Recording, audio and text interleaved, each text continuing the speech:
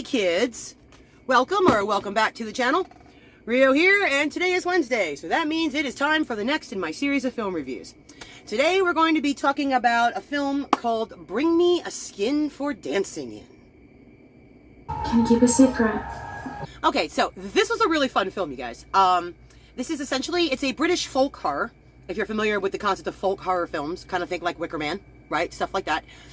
This is from a company called Black Coppice Films. And I actually had to look that up because I didn't know what a coppice was.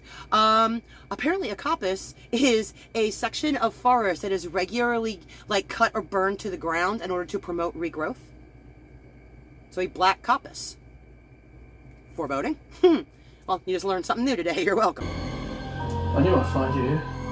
We need to talk. There's nothing left to be said. So what we're looking at in our story is we are following a character named Helen, who has suffered quite a bit of tragedy in her life. Most recently, having lost her twin sister. Her twin sister has died. And she's just not coping well, as one would be, right? I think I need to get away for a few days. Of course. It's a key to an old cottage I bought last year. I just want you to get better. Now, yeah, this is usually how most horror movies start, right? the creepy village trope. We're there. This is the creepy village trope. Because she gets out there and is almost immediately greeted by two creepy-ass characters. And they just keep coming. The creepy-ass characters, they just keep coming. Something is definitely weird in the village. But, of course, she doesn't know what that is. And so it takes some time to figure all of that out. And that is the crux of our movie, is just what the hell is going on here. I just dropped by to introduce myself and my daughter, Stella. There's no signal here, you know that, don't you? No signal. It's a great story. It feels very much like one of the old, Hammer House of Horror type shows, you know? It has the look, it has the feel, even the way it's shot in a lot of cases. It literally looks like one of those old school Hammer horror shows. And I ate those up as a kid. Just ate those up. This has all of that going on, and it is fantastic. That's an important aspect, because even the score and everything all gives you that same vibe. You know, like somewhere between, a Hammer horror and like Tales from a Dark Side, one of those. Anybody old enough to remember those?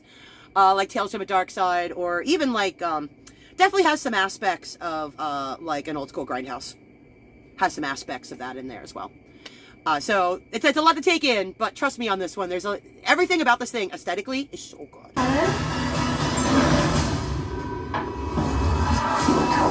So the film was written by Chris Sanders. Chris Sanders is actually the founder of Black Coppice Films. This is, in fact, an independent production. He has his own production house. They focus mainly on stories that explore British mythology, right? And, of course, your creepy village trope, as we've already discussed. So that's a lot of what he focuses on. That is his bag. And he knows his stuff, you can tell. The film was directed by Randy Kent. And one of the things I was finding out is that apparently Randy Kent is part of the stable at Black Coppice. They've all worked together in various combinations on other films that have come out from the same studio. I'm always there for that. I'm always there for that kind of stable of people that all work together. And today I'll direct, and tomorrow I'll be acting, and this one on Thursday I'm doing makeup, and I'll be catering on Saturday. Right? I like that. That's the kind of thing that really works for me. You take a small group and you move them around and you use their talents as best you can in each situation.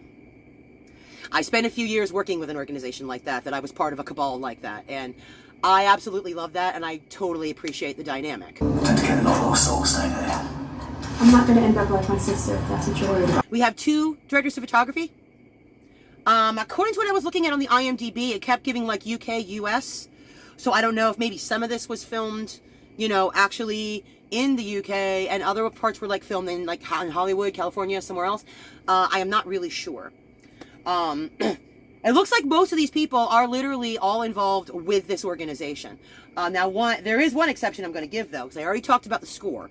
So let's take a moment and talk about the score composer. So our score is composed by, and I really hope I'm pronouncing his name correctly, Francisco Brito Evans. I look at his IMDb. He's got this and one other thing, which is apparently short from the same company. Okay, so again, yeah, it's a cabal, and I like that.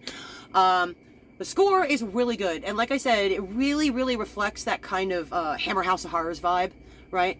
It's just perfect. Everything matches the aesthetic all the way. From the cinematography to the score, they've made a really good point of, I don't know if he was trying to reproduce, like, the Hammer horror. I don't know if he was going for that, or if that's just what movies set in a creepy English village look like. Your guess is as good as mine, kids, but I love the way this whole thing works together. Okay, so again, we talk about a lot of these actors are kind of part of this stable. They're part of this group, which again, I love that. But not everyone here.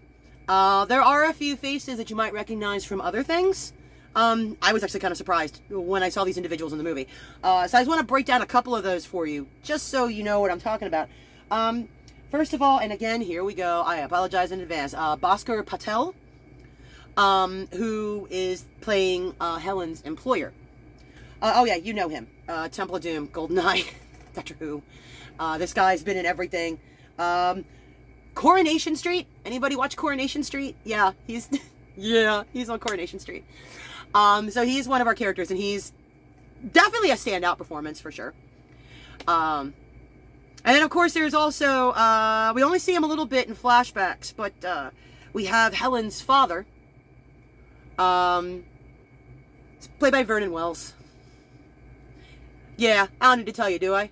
Mad Max 2? Yeah, I don't need to tell you who Vernon Wells is. And of course, the most bizarre crossover of all is a side character that pops up in this thing at one point, about 3/4 of the way through this movie. And it took me a minute, because I kept going, I know who that is. Why do I recognize that guy? Oh, yeah, it was Greg Talley from Arena Wars. Plays a minor role.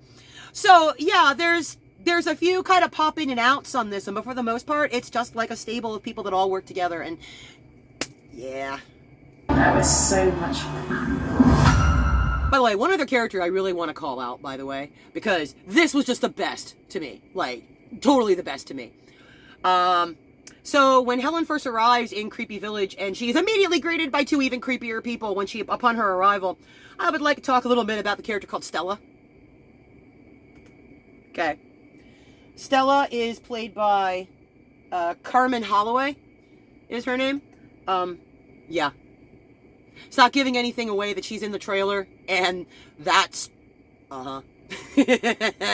personal favorite character of mine in the whole thing. I like dead things.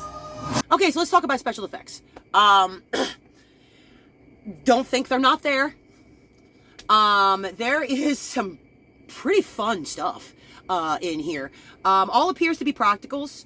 I'm sure there's supposed to be some CGI assist in there. If I couldn't tell for 100%, then that tells me that was well done. Special effects, I have a little bit of a problem trying to figure out who to credit here. Because the credits on the film say one thing. The IMDb says something else. So I'm not 100% who actually designed, who actually applied. I don't know. But I have two possible names here that I can mention to you. And that is Rita Lamau. She's from Portugal. She did a really good job, if it was her. And the other person I have listed is a Morgan Schelzer. IMDb lists one, the film credits lists another. So I don't really know which one of them did everything, or if they worked together. You know how IMDb is. It doesn't always, sometimes things get messed. But as far as I know, these are the two main people I'm seeing kind of listed for the FX. And the FX are practical, for the most part. Like I said, any CGI assists in the actual effects as opposed to afterviz, I don't know, but it looks great. You want to be honest? Yeah, this sounds a bit more difficult. But yeah, all of her acting in this thing is really good. I really can't fault anything. Some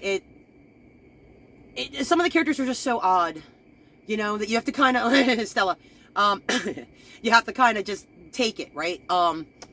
It's everything about it is so much of the aesthetic, that I was saying before. It's so much of that aesthetic that, sometimes it does get a little slow, but that kind of pacing is perfect for this kind of a film.